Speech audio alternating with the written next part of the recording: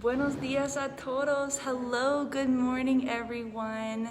As you can see, I am in traje today. So this is the typical Mayan outfit of the beautiful and amazing women of Santa Maria de Jesus.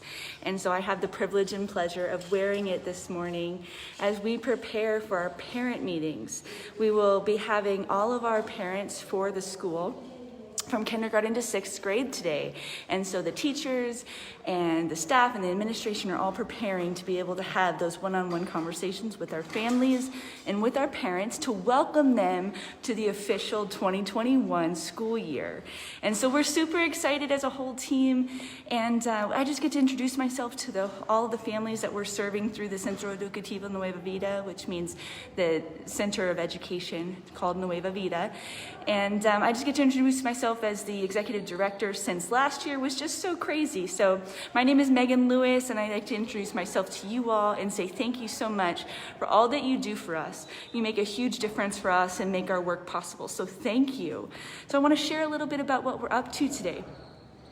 Today we are preparing for some socially distanced announcements. We have a lot of announcements that we are preparing today. Buenos dias. And there's been so many changes this year, you know. We've been following the Ministry of Education for Guatemala to make sure that we're complying with all of their regulations and expectations. And that takes some time. We've done a lot of research, we've done a lot of discussion. We're meeting as a junta, which is the director, like the direction or the team that directs the education system within Nueva Vida. So we direct our school. There's 4 individuals that are on that team. So we just met yesterday to talk about all of these specific details, and so this year is going to look a little different for us. I know that school year has looked different for those in the United States, but here in Guatemala they're actually following what we call a semáforo, which is like a stoplight concept. So depending on the amount of cases for COVID, that will determine whether we're in red, orange, yellow, or green. And then those colors will indicate kind of how much contact we can have with our kids here at the school. So like I said, we have kindergarten through 6th grade, and right now we have 62 children that are enrolled in our classes as of right now. We're hoping to accept a few more. We wanted to keep the classes small because last year was such a hard learning environment because it was all through worksheets and guides that we sent home with the families. But because of a lot of different things, complications of access to internet and technology experience, also just literacy, and just the different ways that our kids need to learn. So they really would benefit from face-to-face, one-on-one, and also just in-class lessons. So we're excited about that. But we have to wait and do all that in good time. So we've set up all of the precautions necessary for COVID. We have a entrance expectation, so questions that are asked to everyone that enters the school or enters the center. And then we also take everybody's temperature, and then everybody immediately goes to wash their hands, and then they actually will sign in. So whether they're staff or they're a visitor, they'll be signing in. Whether they're here for therapy, for education, or community outreach, we'll do all of those things. So we also have social distancing. Everybody's wearing a mask. And as we start our school year, it is going to look a little different. So our therapy started on Monday. So that was yesterday. So we had our first kiddos for therapy yesterday, and all of those are going to be one-on-one in a controlled environment here in our clinic. And everything's been disinfected, and we've been taking a lot of care to take care of our kids because our children that we see in therapy especially have a lower immune system typically and have complicated medical history, and so we really want to take care of them well. So part of the job today is also to share a little bit about what to expect for our parents as far as the center, all of our services, but also in our school. And so they actually will be sharing a little, basically a memorandum of understanding or an agreement between us as the center and us as the school and them as the parents. What are their expectations and what are ours? So following the Ministry of Education expectations and also the Ministry of Health here, and then there's an organization in Guatemala called Copre COVID, and that is basically a task force for COVID prevention here in Guatemala. So we've been keeping in touch with all of those expectations and developed a plan. So there's a 4-stage plan for our school this year. Which is just fantastic. We're excited to have this plan because we feel like it fits well with what our needs are here in the school, but also complies to make sure that we take good care of our kids and our families and our staff. So the first stage for just the school is that we will start with classes at a distance learning.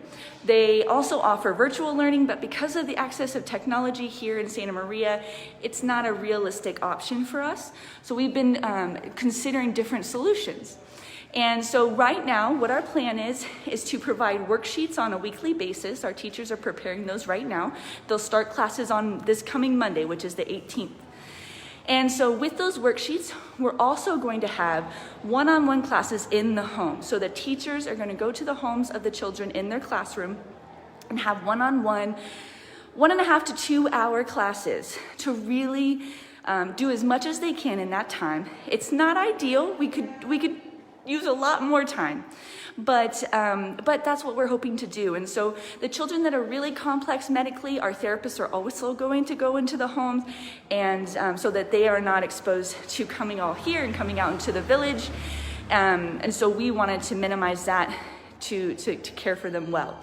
So as far as the teachers and the therapists who might be going out into the home or will be going out into the home, we're going to have a bag of tools. So those tools are going to include masks for the children, just in case they don't have them. Masks for the teachers. We're going to be providing teacher masks as well. And therapist masks for all of our, they're actually going to be made of material that our moms group made last year. So we're super excited to continue that blessing and really be able to use them now. So it's very exciting. They're also going to have a face mask because that's required by the Ministry of Education and it's good care. They're going to have disinfectant spray and desechable, like throwaway towels or paper towels to make sure that they can disinfect all of the materials and all of the surfaces that they're going to use. They're going to have soap so that they can make sure, because not all families have soap here in the village, and so we want to make sure that the parents can lead the children in washing their hands and doing the right hygiene required to prevent COVID. So they'll have soap, they'll have masks, they'll have face masks, they will have, or face shields, they'll have disinfectant spray, and then they'll also have antibacterial gel. And I feel like there's a couple of things I'm missing. But we really have those bags prepared. We're starting to prepare those bags right now that all of our therapists and all of our teachers can have. We'll have a thermometer. We'll also have a list of questions that the teachers will ask each one of the parents before they enter the home. So it's really a privilege to get classes in the home. And so what we wanted to do was really honor that and honor that well. And make sure that we support our teachers and therapists to not go into an environment that they don't feel comfortable with if it doesn't feel right. So we talked about that as well, just giving them the power and the autonomy to make that decision and to help us support them well. So the first stage is distance learning. The second stage, once we receive authority and approval from the Ministry of Education, the Ministry of Salud, which is the Ministry of Health here in Santa Maria, and the Municipalidad, which is kind of like the city hall. Once we receive approval from them based upon how we're caring for our center and the different precautions that we're going through to make sure that we're complying with all of the COVID expectations and precautions, then we can start hybrid classes. And that's very exciting because what they are expecting is small groups of children, no more than 4 or 5 children, which is all we can really fit in our classrooms because they're requiring that first stage of hybrid classes 4 square meters for each child. So kind of this big bubble of 4 square meters around each child in order for them to be able to come to class. And then all of the necessary requirements as far as all the basic precautions for COVID. We also will continue to be providing bags of food, which we're really excited about because that has been very helpful for a lot of our families. We've been serving between 32 to 42 families every delivery of food all last year. And so we want to continue that because there's still a lot of hardship in our village here in Santa Maria de Jesus. So we're excited about that. That's going to be a part of the first stage with the distance classes, and then also the second stage, which is the first step of hybrid classes. So we're going to be doing that, plus a small little fruit for them, to kids to take home when they leave our hybrid class time.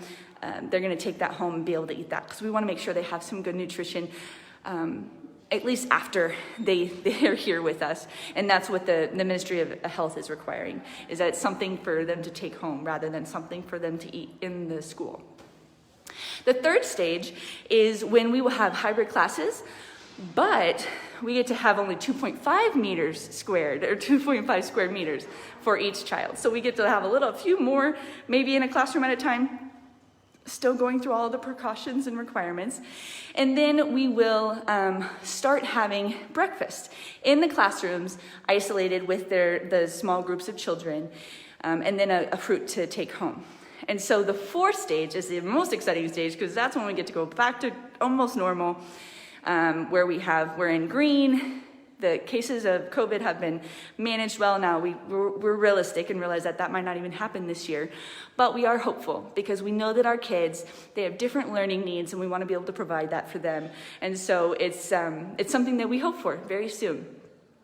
So thank you so much for all you do to make this possible for us to be able to serve these families. Right now we have a meeting at 8 a.m., which families are still showing up right now, but from 8 to 9, we have our kindergarten through 3rd grade parents, and then from 11 to 12 today, we have our 4th and 5th grade parents, and then our 6th grade parents are going to come at 2 p.m. today. So we wanted to space it out so we have good space and honoring what families need and honoring the precautions for COVID. So we're so grateful for you. Thank you so much for making this possible. I'll come on do another Facebook Live a little bit later today, but really you guys make this possible. So thank you with all my heart from the Nueva Vida here in Santa Maria de Jesus to you all here. Take care.